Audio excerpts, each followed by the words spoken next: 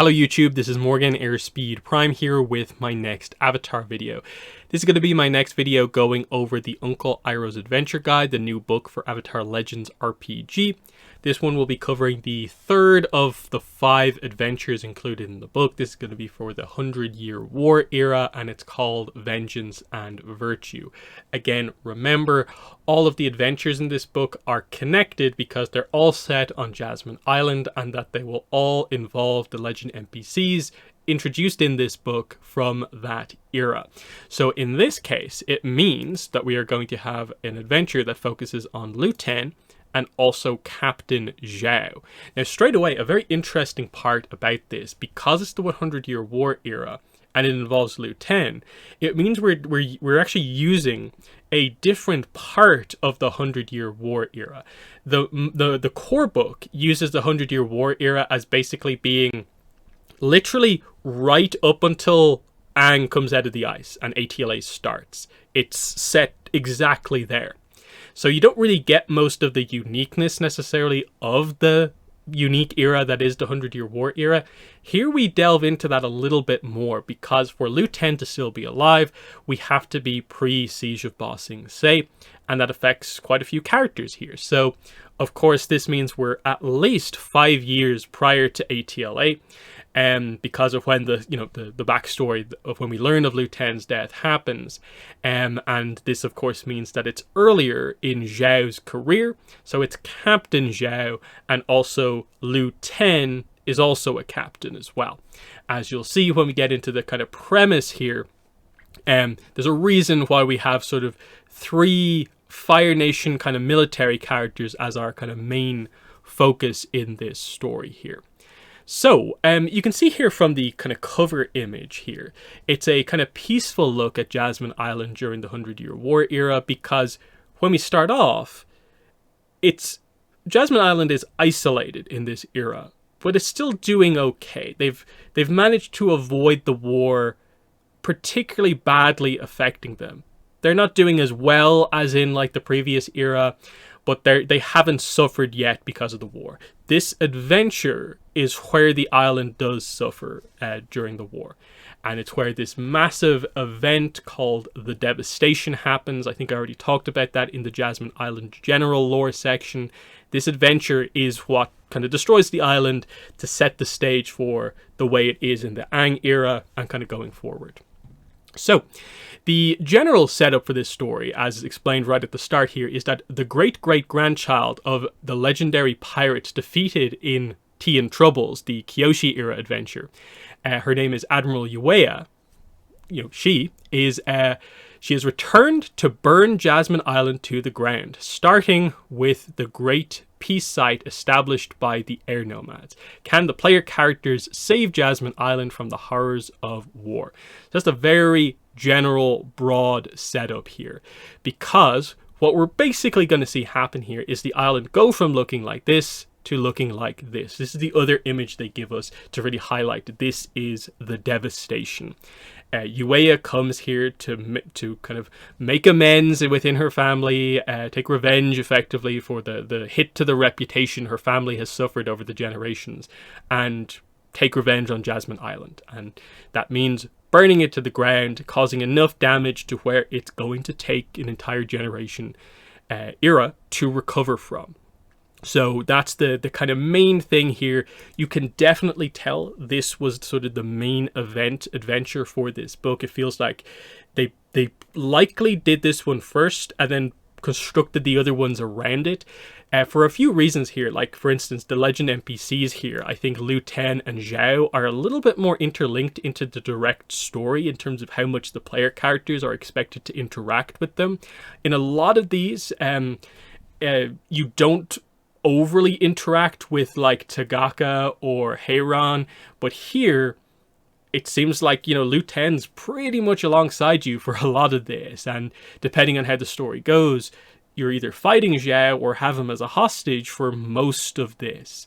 And there's not actually that many completely brand new characters here, and so they really let this kind of be the Lu Ten kind of focused story with some focus for Zhao, and of course Yueya is like the kind of main character for this adventure, because this is where that generational aspect kind of really comes into play.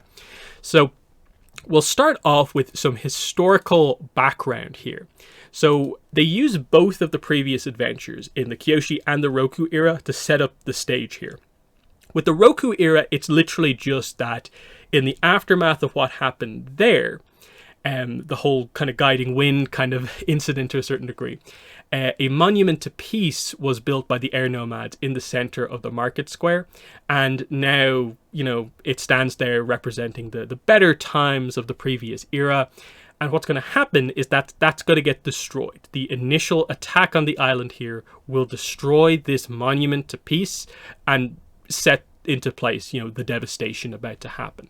When it comes to the Kyoshi era, like I've already addressed, it relates to that adventure specifically, and Yueya's kind of ancestor, effectively, who is Urchte, who, if you remember correctly, was the Fifth Nation second in command to Tagaka during that one. He was the character who wanted to sort of not overly destroy the island because he wanted to take it over and govern it, but Tagaka more wanted like destruction and just to take the place for resources. And so there was a bit of a disagreement there, but obviously he loses and actually historically ends up getting the blame for what happened here, more so than Tagaka, who ends up mostly getting away with her reputation intact. So Urchte kind of goes down for this, and this affects his family lineage going forward because he's a firebender. Interesting, he's also a lightning bender as well. So the fact that he becomes viewed as this complete failure of a pirate, but then also like for Fire Nation sort of quote unquote nobility, someone in your lineage left to become a pirate, that doesn't look good for the more modern representatives, of course. And so all of this comes into play for Yueya, wanting revenge against Jasmine Island for sort of causing this hit to the family's reputation. And there's definitely a sense of Fire Nation honor in this as well, and how they feel even this tiny amount of shame in the 100-Year War era where they have such power needs to be, they need to take advantage of this effectively. That's the whole idea here. When it comes to Jasmine Island specifically, like I said, they are isolated from the other nations. Because it's the 100-Year War era, they don't really have any allies. So the treaty from the Kyoshi era doesn't really exist anymore. It already wasn't super serious of a thing, but the Earth Kingdom is busy defending themselves. They're the main, nation fighting back against the Fire Nation during the 100-Year War. And it's so disorganized, there's no war within the walls. Who's going to put a separate force aside to specifically defend Jasmine Island? The South is basically diminished to the point where, all the warriors have gone off to war. There's not many people there to, again, defend a separate island. The North is isolationist, of course. The air nomads are gone. And the genocide, of course, has happened.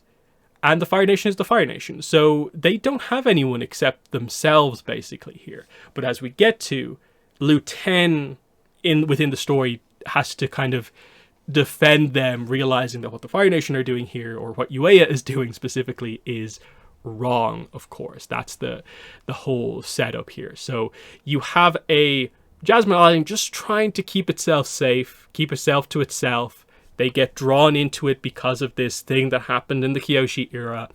And can their protectors, the player characters, save them with the help of some other characters being involved, is effectively the idea here. So, let me get up the character list here so you get a sense for what we're doing here. Of course, we have our legend NPCs for this one, which is Liu Ten and Zhao. Both of these are captains under Admiral Yueya during this mission effectively here. We'll get into how she kind of got this mission planned in just a second. It means there are a bunch of Fire Nation soldiers, both elite and normal. There is one remaining council member from the three council members on the island, as we'll get to in a second. And then I would say the remaining two characters don't particularly matter too much. It's more of like side stuff that happens during the action. But we have Jinbo from the key Jin family on the island, Magistrate of Arts and Culture, and Insaya is the current proprietor of the Fork in the Path Inn, which is mentioned in some of the other adventures and stuff like that, is an inn, which its main significance within this is just that it's sort of a notable location that's a bit further inland, so that the people, when the attack comes in, will basically kind of like retreat to safety to a place like the inn, which is a bit further inland. That's the setup there. So, what happens here? What is the setup here, of course? So again, it's Yueya is a descendant of Urchte. The family has kind of suffered a reputation blow in the aftermath of what happened there. She wants revenge, and now, as an admiral, in the 100-Year War era, she is using this circumstance of situations to take her personal revenge. She is not officially allowed to kind of do what she's doing, but what's happened here is that she's managed to sort of lie her way into getting approved for a mission to take the island. And that is that she has convinced the Fire Nation War Council that, hey, like, what if the Earth Kingdom or Water Tribes took the island? If they took the island, they could launch attacks against us, because Jasmine Island, in terms of the map, is right in that kind of like triangle between like the Fire Nation over here, Earth Kingdom, and then Southern Water Tribe kind of down here. The island's midpoint in between them all. And even though they're purposely not involved, and the other nations are probably not going to do that, this gets approved effectively. And so she decides she's going to go there with her second in command, Captain Zhao, to make this all happen. Zhao comes into play because, hey, he knows that Yueya has a vendetta against the island. He doesn't care about that at all. He wants to use this himself to test a theory that he knows about because he's been to Wan Shitong's library. So this is the first stage in sort of the plan that will ultimately come into fruition in the book 1 finale, where he goes after the spirits of the Water Tribe, basically the ocean and moon spirits. Here, though, he tests sort of the core concept here, which is sort of the idea of, is it for sure a thing that waterbenders' powers relate to the moon at all? So here what he's testing is that the timing on when this attack would take place is during a new moon. And he's basically going to test, when we attack, are the waterbenders going to be weaker because the moon will barely be showing because it's a new moon? If that's correct, then I know the moon is super important to waterbenders, and so if I take out the moon spirit, I can completely get rid of that. This is this major part of what he's planning to do, because we know he's always been interested in making his legacy kind of the person who completely defeated the Water Tribes, basically. So yeah, he's all about just his own career, and he doesn't particularly care about Yueya being successful in what she's planning to do. He just wants the information from an attack happening against waterbenders, because again, the island consists of firebenders, earthbenders, and waterbenders. No airbenders on Jasmine Island, but that's the situation. So, where does Liu Ten come into play? And again, it's Captain Liu Ten. He's also a captain. So he's the same rank as Zhao.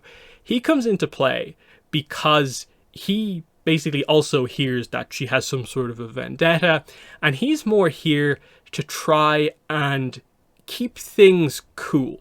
That he is trying to do everything he can in sort of an official capacity to prevent her from causing that much damage.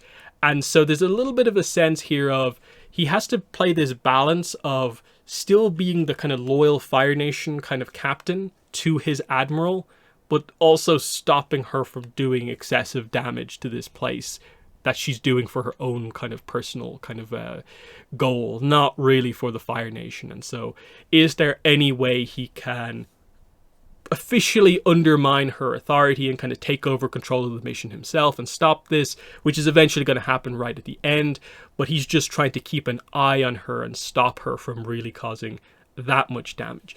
When it comes to the Liu Ten Zhao dynamic, they more or less just get across the idea that Liu Ten feels that there is something off about Zhao, because he's kind of quite scheming and he just doesn't really trust him all that much. Zhao more feels that, hey, I can use Yueya's mission here to get what I want, but also if things go south, I can kind of turn around and more ally myself with Liu 10, and because he's Iroh's son, I can get some, kind of brownie points coming out of that as well. So he's all about how he can advance coming out of this and not look bad himself. That's the sort of idea here. So the first bit that we get in terms of plot setup here is that the first attack that comes in is Zhao leads an assault team of firebenders, and they use explosives to blow up the Peace Monument in the middle of of Jasmine Island, in the middle of the square, basically. So that gets destroyed. That's a canonical event that happens. A certain amount of damage has to be done because an event known as the Devastation always has to happen, of course. But it's not just the monument that gets destroyed. The council chambers gets blown up. The council members' homes get blown up as well. And in all of this devastation, 2 of the 3 council members of Jasmine Island die. And it's only, as you can see there on screen, council member Yu Ming who survives. So the other 2 die. Their names are presented later on, but it's not super important. It's just that, like, hey, there's only 1 left kind of going forward after this, and it's an important early plot point in this that the player characters save her and her son. That's a key early rescue mission. This does effectively lead into then the first kind of big thing, which is that really early on, you can just fight Zhao and the assault force, and if you win, you get to keep them hostage. And especially if you get Zhao hostage, it allows you to do a lot of negotiation stuff at a certain point in the story, because Liu 10 is then going to come up to you and be like, hey, what's going on here? And he realizes the truth about what's happening from the result of the explosions going off from the first assault team, and he realizes how bad things are going, and Liu 10 immediately is on the right side after that, is sort of the idea. Again, like a lot of these, it's organized into 3 acts. There's a prologue at the start just to get across the interaction between the player characters, which effectively is just that they're all island protectors, and what is your connection to the story. Nothing canonical super heavily happens here. Act 1 is the surprise attack by the Fire Nation. The explosions and the council member deaths, of course, happening. And then the fight against Zhao and the assault forces. And again, depending on what way you choose this story to go, the Zhao might get away. You might capture him. Maybe you capture the firebenders, but not Zhao.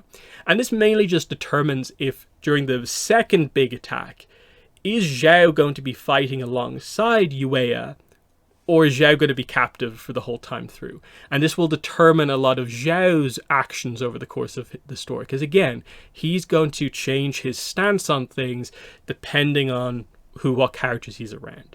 If he gets captured, he's obviously going to try and get in good with Liu 10 and his people keeping him hostage, and go against Yueya. If he doesn't get captured, he's going to have to be captured at the end of this in the big fight. That's the sort of idea.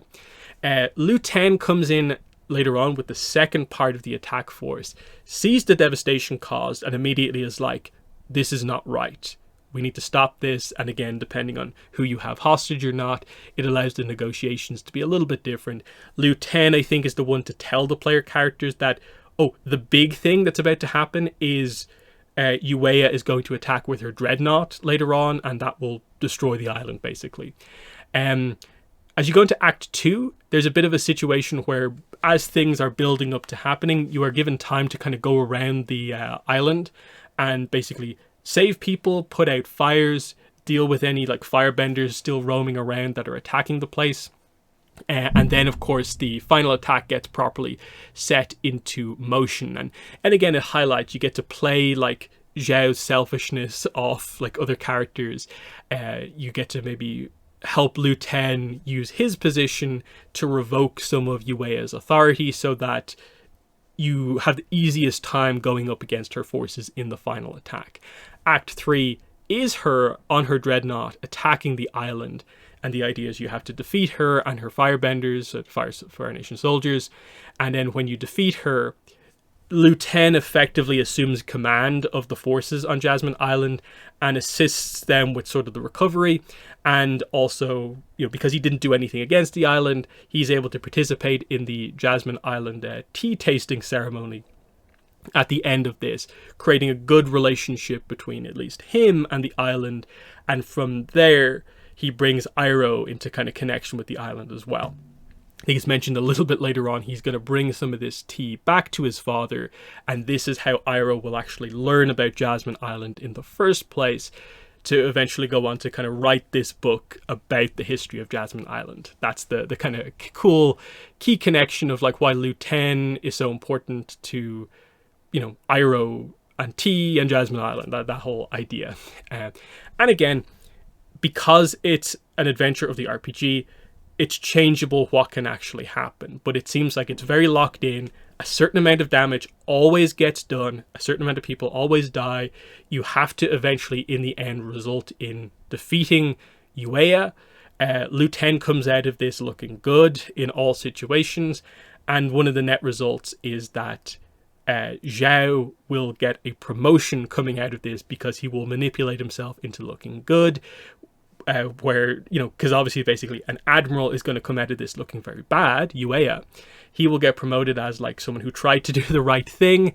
Lu Ten will come out of this looking very good, coming out of this as well. And that's the kind of main setup there. The other result kind of going forward is, of course, that the island, you know, this is the devastation, capital T, capital D. It'll take a generation to recover from this, and a whole era, basically.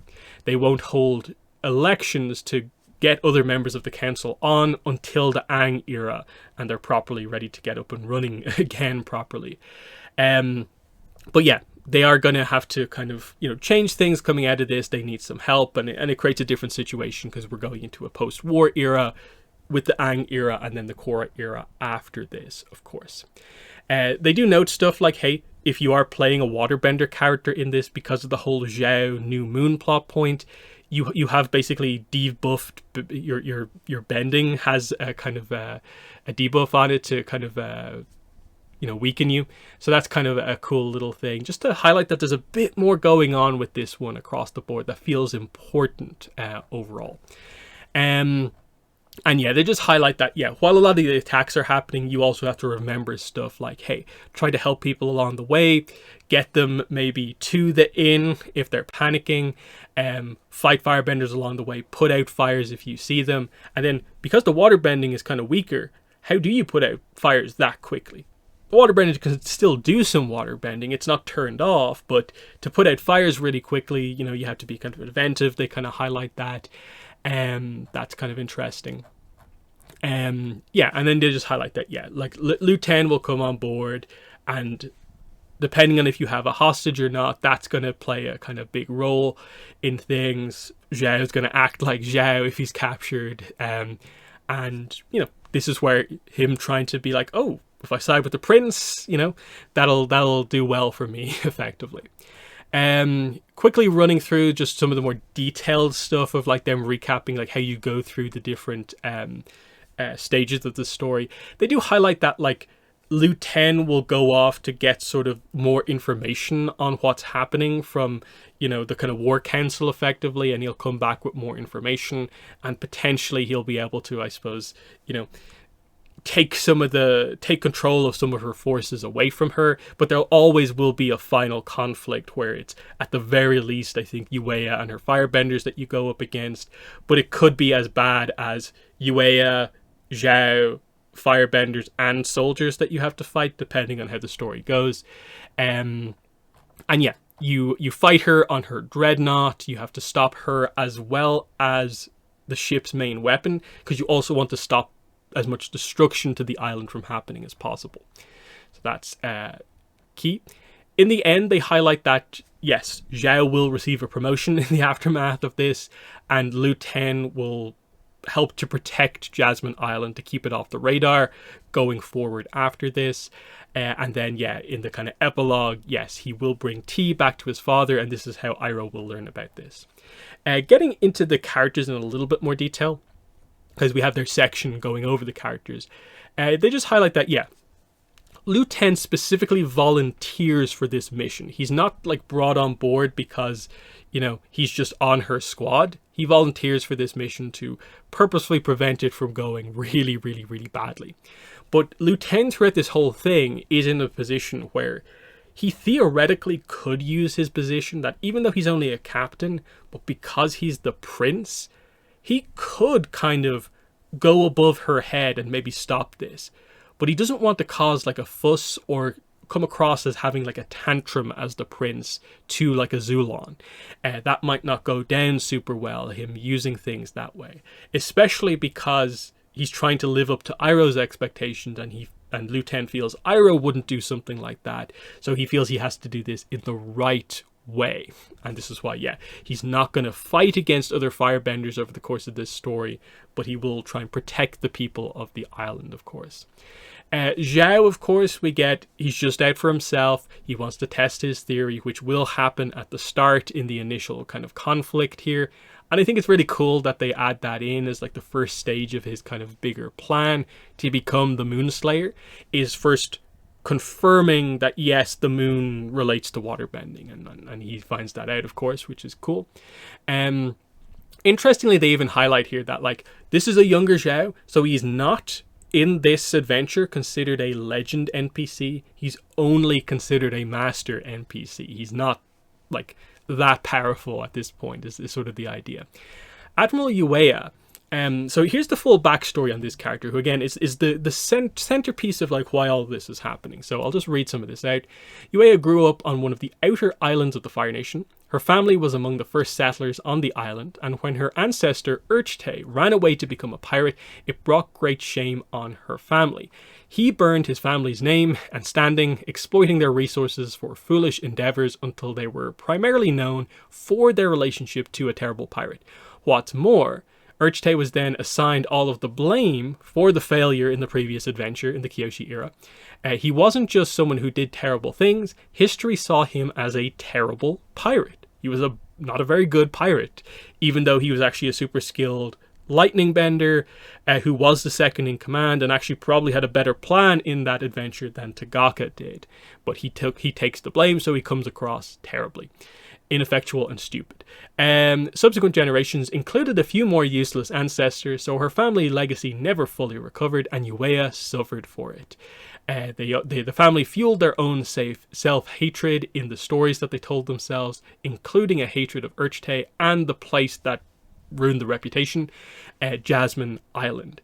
Yueya herself scraped her way into the Fire Nation Navy and ascended through the ranks on sheer willpower and gumption, and now, because the Fire Nation has power in this era, and she is now an admiral, she's going to use her position to take vengeance on behalf of her whole family by burning the island that laid them low, effectively. That's the whole idea here.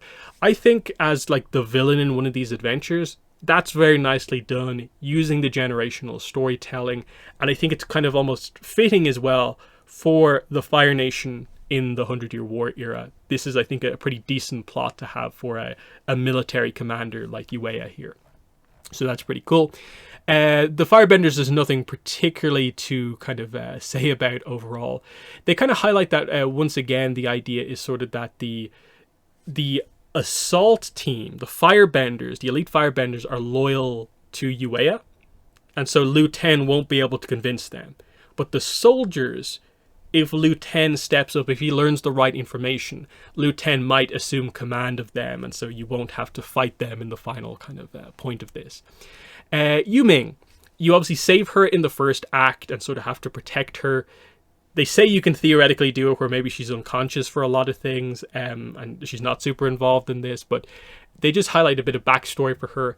She begrudgingly took a spot on the council after her grandmother passed away.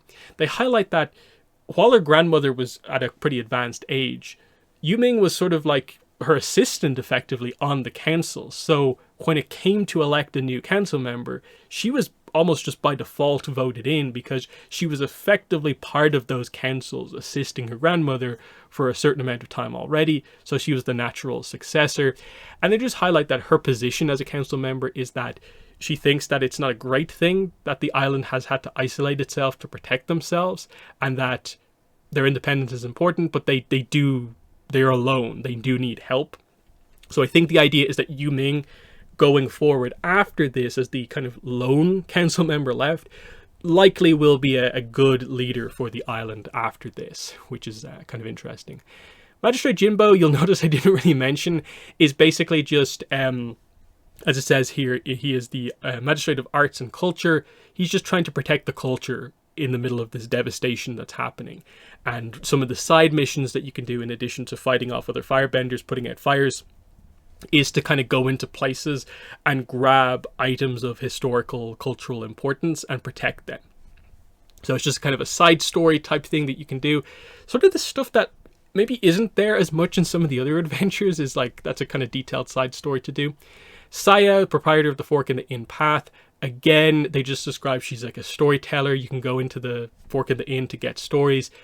But in the context of this story is more just that she's very open to letting people in, night or day, or in the middle of a crisis, is sort of the idea. It's just that here is a kind of safe place further inland for the, you know, the civilians basically to hide out while the action happens. You know, the idea is like, while this is happening, they retreat inland away from where all the fire is, all the action is happening, and the protectors will do the action stuff, of course.